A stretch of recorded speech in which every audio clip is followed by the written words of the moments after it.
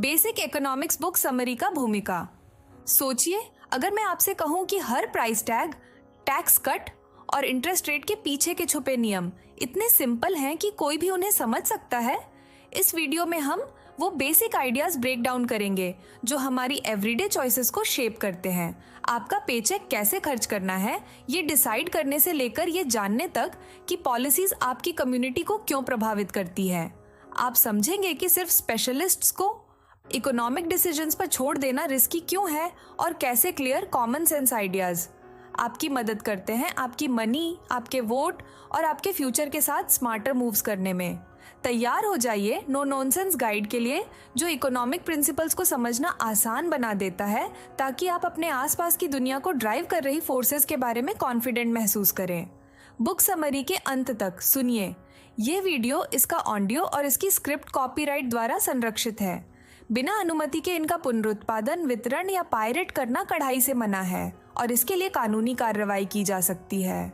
Welcome to economics Hindi book summary episode 5। इस episode में हम 2000 में प्रकाशित जो थॉमस सोवेल द्वारा लिखित किताब बेसिक इकोनॉमिक्स पर चर्चा करेंगे। इस किताब का पूरा नाम है बेसिक इकोनॉमिक्स, एक सामान्य बुद्धि का मार्गदर्शन देने वाली किताब।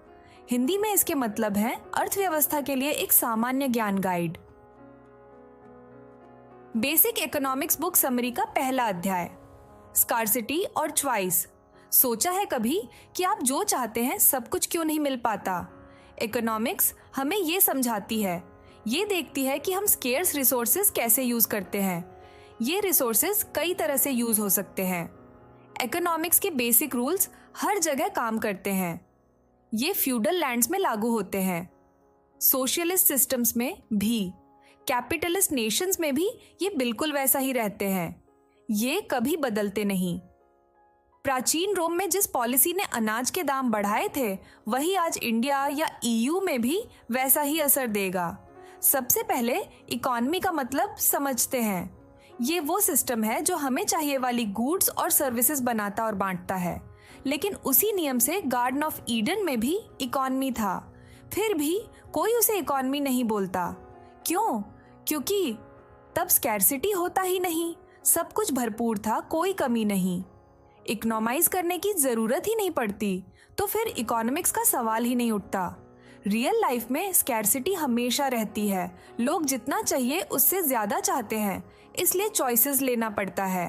कुछ वांट्स पूरे नहीं हो पाते, हर सोसाइटी को ये फेस करना होता है। ये लोग अलग अलग इंस्टीट्यूशंस यूज करके ये चॉइसेस फाइनल करते हैं। इकोनॉमिक्स नई चीजें बनाने के बारे में भी है। हम पानी, तेल या आयरन ओर जैसे इनपुट्स यूज करते हैं। हर इनपुट का कई यूज है। पानी से भाप या बर्फ बनता है, तेल से कार्स चलते हैं या प्लास्टिक बनता है, आयरन ओर से पेपर क्लिप्स या स्काई स्क्रेपर्स बनते हैं। सोसाइटी को डिसाइड करना होता है कि कौन सा इनपुट कहाँ यूज होगा। ये चॉइसेस किसी देश की वेल्थ को शेप देती है। सिर्फ आपके पास जो रिसोर्सेज हैं उतना मायने नहीं रखता। मायने रखता है कि आप उन्हें कितना अच्छे से यूज कर रहे हैं। यूरुग्वाई में पर पर्सन रिसोर्सेज जापान से ज्यादा हैं, फिर भी जापान पर पर्सन 2 गुना कमाता है। क्यों? क्योंकि वो अपने रिसोर्सेज ज्यादा एफिशिएंटली यूज करता है। मनी खुद वेल्थ नहीं है, ये हमें असली चीजों का ट्रेड करने में मदद करता है। असली मेजर ऑफ वेल्थ है कि हम कितनी गुड्स और सर्विसेज बनाते हैं और अपने स्केर्स रिसोर्सेज को कितना अच्छे से यूज करते हैं।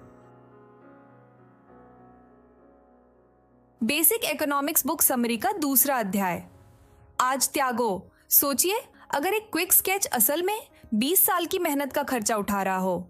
एक टूरिस्ट ग्रीनविच विलेज न्यूयॉर्क में एक पोर्ट्रेट के लिए $100 देता है। वो सोचता है ये बनाने में 5 मिनट लगे। आर्टिस्ट मुस्कुराती है, वो कहती है सड़क पर उसे 5 मिनट लगे, लेकिन उस स्किल तक पहुंचने में 20 साल की प्रैक्टिस लगी। ये है इन्वेस्टमेंट इन एक्शन। इन्वेस्टमेंट मतलब आज असली चीजें छोड़ देना। आप ये त्याग करते हैं ताकि बाद में ज्यादा पा सकें। आर्टिस्ट ने समय छोड़ दिया, उसने दूसरे मौके भी छोड़ दिए। वो मेडिकल या इंजीनियरिंग पढ़ सकती थी। इन दूसरे ऑप्शंस के खो जाने को अपॉर्चुनिटी कॉस्ट कहा जाता है। अब थोड़ा बड़ा सोचिए, कोई देश कुछ कंज्यूमर गुड्स नहीं बनाना चुन सकता है। वो उन रिसोर्सेज को फैक्ट्रीज और मशीन्स बनाने में यूज करता है। उम्मीद यही होती है कि फ्यूचर प्रोडक्शन बढ़ेगा, लेकिन फ्यूचर अनजान है। ये चॉइसेस रिस्क लाती हैं। लोगों को इन्वेस्ट करते रहने के लिए उन्हें ठीक ठाक रिवॉर्ड चाहिए। अगर हमारे साइडवॉक आर्टिस्ट को एक क्विक स्केच के लिए सिर्फ $10 मिलते तो बहुत कम लोग 20 साल आर्ट पढ़ते। ये रूल ऑनेल पर भी लागू होता है। अगर ऑनेल की प्राइस बहुत नीचे गिर जाए तो कोई नया वेल ड्रिल करने के लिए पैसे नहीं देगा, कोई नया फील्ड ढूंढने में इन्वेस्ट नहीं करेगा। एक फ्री मार्केट सिस्टम में लो रिटर्न्स एक क्लियर सिग्नल भेजते हैं। वे लोगों को बताते हैं कि उस एरिया में इन्वेस्ट करना छोड़ दें। इन्वेस्टमेंट सिर्फ बड़े प्रोजेक्ट्स के लिए नहीं होती, ये छोटे तरीकों से भी होती है। अपने घर की साफ सफाई के बारे में सोचिए। आप थोड़ी देर अभी चीजें वापस जगह पर रखने में खर्च करते हैं, कल आप समय बचाते हैं क्योंकि चीजें आसानी से मिलती हैं। आज का छोटा त्याग कल का ज्ञान लेकर आता है। हर केस में इन्वेस्ट करना मतलब आज कुछ असली चीजों का त्याग करना। गोल होता है कि कल ज्यादा असली चीजें बनाई जाए। चाहे आप कोई क्राफ्ट सुधारें, फैक्ट्री बनाएं या अपना रूम साफ करें, प्रिंसिपल एक ही रहता है। आज त्याग करो ताकि कल एक ब्राइटर, ज्यादा अबंडेंट टुमारो का सन्स आनंद ले सकें। बेसिक इकोनॉमिक्स बुक समरी का तीसरा अध्याय, शक्ति साझा। आपने कभी सोचा है जब आप बैंक में पैसा डालते हैं तो क्या होता? आपकी छोटी सी जमा राशि मिलियंस और लोगों की जमा राशि में शामिल हो जाती है। मिलकर ये बड़े प्रोजेक्ट्स को फंड करते हैं। सोचिए, हाइड्रो इलेक्ट्रिक डैम्स, शिपयार्ड्स और हाई स्पीड रेल रोड्स।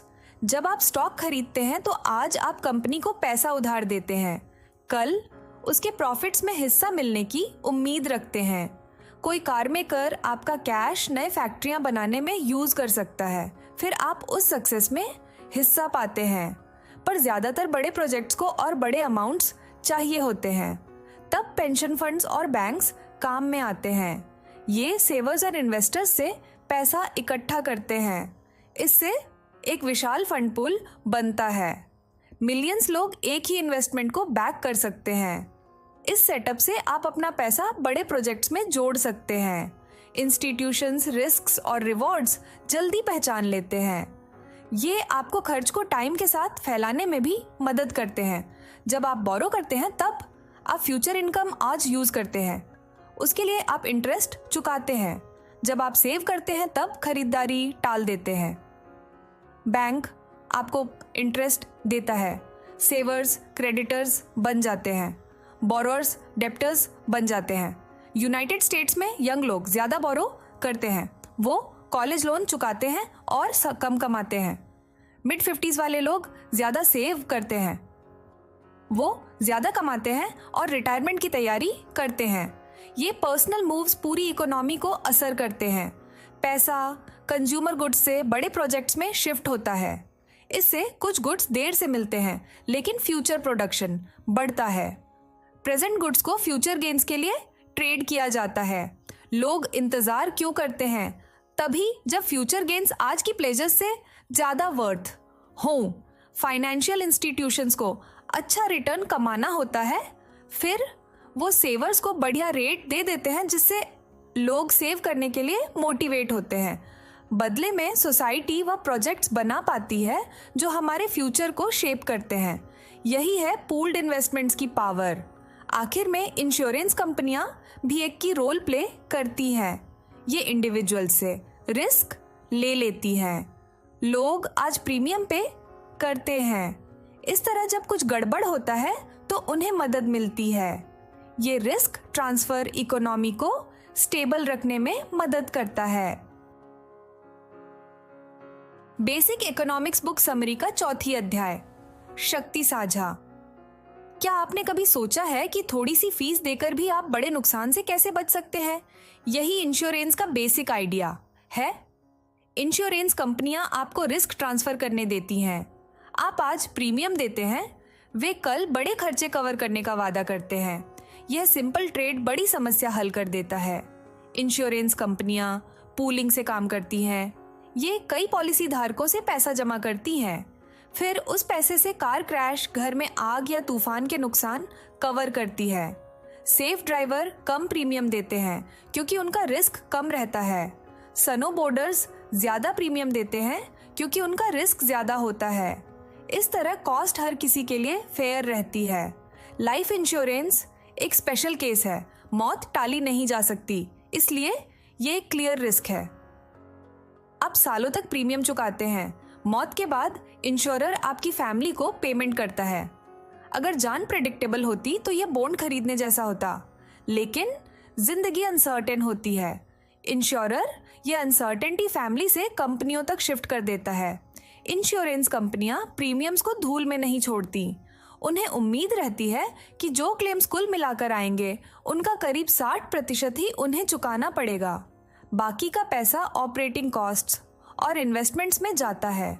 यह पैसा सेफ जगहों जैसे गवर्नमेंट बॉन्ड्स में इन्वेस्ट होता है। इन अर्निंग्स से कंपनी की इनकम का लगभग 25% बन जाता है। सोचिए, आपने 10 साल में $9,000 प्रीमियम चुकाया, आप 10वें साल में $10,000 का क्लेम फाइल करते हैं। अगर आपका प्रीमियम 12,000 तक बढ़ गया तो इंश्योरेंस कंपनियां अभी भी $2,000 कमा लेती हैं। ये एक्स्ट्रा रिटर्न लॉस को प्रॉफिट में बदल सकता है। यही तरीका है जिससे इंश्योरेंस कंपनियां रिस्क ट्रांसफर और रिड्यूस करती हैं। आप आज थोड़ा खर्च करते हैं, कल के लिए मानसिक शांति पाते हैं। ये सबसे स्मार्ट तरीका है वो चीजें प्रोटेक्ट करने का जो सबसे ज्यादा मायने रखती हैं। बेसिक इकोनॉमिक्स बुक समरी का निष्कर्ष, मुख्य बातें। आपने देखा कि इकोनॉमिक्स असल में कितना सिंपल हो सकता है। थॉमस सोवेल बताते हैं कि हार्ड मैथ की जरूरत नहीं, बस कॉमन सेंस चाहिए। आप जान गए कि कीमतें रैंडम नहीं होती। ये वैल्यू और स्कर्सिटी का मैसेज देती है। ये मैसेज रिसोर्सेज को वहीं गाइड करती है जहां उनकी सबसे ज्यादा जरूरत होती है। अब आप इस आइडिया को लोकल रूल्स, इंश्योरेंस चॉइसेस या स्मार्ट इन्वेस्टमेंट्स के बारे में सोचने में यूज कर सकते हैं। आप एवरीडे लाइफ में सिग्नल्स पहचान सकते हैं। आप इकोनॉमिक पॉलिसीज पर अपनी खुद की राय बना सकते हैं। आप शॉपर, सेवर और वोटर के तौर पर बेहतर चॉइसेस ले सकते हैं। इस नॉलेज के साथ आप इकोनॉमी में हिस्सा लेने के लिए रेडी हैं। आप जानते हैं कि आपके एक्शंस बड़े पिक्चर में कैसे फिट होते हैं। आप जानते हैं कि इंसेंटिव्स और ट्रेड ऑफ्स के बारे में सिंपल आइडियाज बड़े गेन्स ला सकती हैं। बुक समरी के साथ बने रहने के लिए थैंक्स। आपकी राय हमारे लिए मायने रखती है। अगर आपके मन में कुछ है तो आप स्क्रीन पर कमेंट ड्रॉप करें। हम अगली बुक समरी में आपको देखने का इंतजार कर रहे हैं। दूसरी बुक समरी सुनना न भूलें। डिस्क्लेमर, इस सामग्री की कोई भी डिजिटल प्रति जिसे पायरेसी या बिना अनुमति डाउनलोड करके साझा किया जाता है या किसी ऑनलाइन सोशल मीडिया प्लेटफॉर्म पर अपलोड किया जाता है, उसे कॉपीराइट कानून के अनुसार स्पष्ट अपराध माना जाएगा। पायरेसी एक गंभीर अपराध है और इसके खिलाफ कड़ी कानूनी कार्रवाई की जाएगी। इसके अलावा कॉपीराइट उल्लंघन के कारण आपके YouTube चैनल या पेज पर स्ट्राइक लगाया जा सकता है, यहाँ तक कि उसे डिलीट भी कर दिया जा सकता है। अतः कृपया पायरेसी न करें और पायरेसी का समर्थन न करें। यह सामग्री उल्लिखित पुस्तक के संदर्भ स्रोत पर आधारित है। हालांकि इसमें मानवीय या यांत्रिक त्रुटियों के कारण कुछ अनचाही गलतियां या असंगतताएं हो सकती हैं। यदि आप कोई गलती या असंगति पाते हैं तो कृपया हमें क्षमा करें और टिप्पणी यानी कमेंट या फिर संदेश यानी मैसेज के माध्यम से सूचित करें। यदि आपको इस पुस्तक का सारांश यानी बुक समरी की सामग्री पसंद आता है और आप पुस्तक का पूर्ण ज्ञान प्राप्त करना चाहते हैं तो कृपया ऑनलाइन या ऑफलाइन किताब की दुकान से इस पुस्तक को खरीदकर पढ़ने का प्रयास करें। धन्यवाद।